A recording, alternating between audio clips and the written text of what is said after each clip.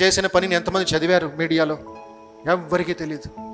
ఈయన కళ్యాణ సుందరం అని తిరునెల్వేలి పట్టణానికి చెందిన నార్త్ తమిళనాడులో ఉండే పట్టణానికి చెందిన వ్యక్తి. ఒక గవర్నమెంట్ లైబ్రరీలో 30 సంవత్సరాలు పనిచేశాడు. లోపల నుంచి ఆ ప్రేరణ, లోపల నుంచి అతను సేవ, డ్యూటీ కూడా కాదు, ఒక పూజ భావంతో ప్రతి నెల వచ్చే జీతం ఒక అనాథాశ్రమానికి ఇచ్చేవాడంట. ఒక నెలంతా అనాథాశ్రమంలో బతికేవాడంట. అక్కడే పడుకునేవాడంట. ఒక చెప్పులు, హవాయి చెప్పులు, ఒక పంచ, ఒక షర్ట్ మాత్రమే అతనికి ఉండేది. He use to teach the అనాథ బిడ్డస్. ఇంకొక నెల జీతం వస్తే నవంబర్ నెలలో అది ఇంకొక ఆశ్రమానికి ఇచ్చి ఫుల్ మంత్ అక్కడ ఉండేవాడంట. అలాగ 30 సంవత్సరాలు చేశాడంటండి మహాత్ముడు. 30 years చేశాడు. ప్రతి నెల అతని సాక్రిఫైస్ ఇదే దేశానికి. రిటైర్ అయిపోయాడు, పెన్షన్ వచ్చింది. ఆ పెన్షన్ కూడా ఇంకొక 2 అనాథాశ్రమాలకి విరాళం ఇచ్చేశాడు. అక్కడే జీవిస్తున్నాడు. ఇప్పుడు అక్కడే తింటున్నాడు. అనాథ బిడ్డలకి మ్యాథమెటిక్స్ అని నేర్పిస్తున్నాడు. సైలెంట్గా ఈ పని జరుగుతూ ఉంటే సడన్గా ఒక రోజు ఉన్నట్టుండే అమెరికన్ గవర్నమెంట్ నుంచి ఒక ఆహ్వానం వచ్చింది.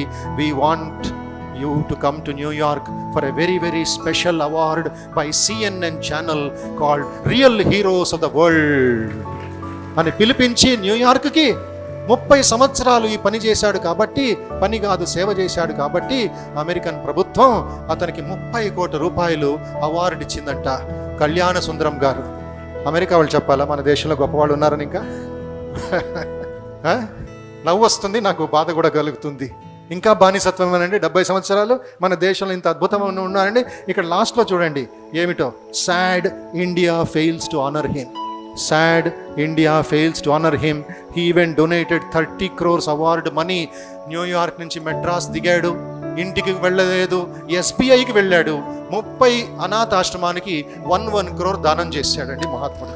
జై భారత్ మాతాకి జై. Real son of India.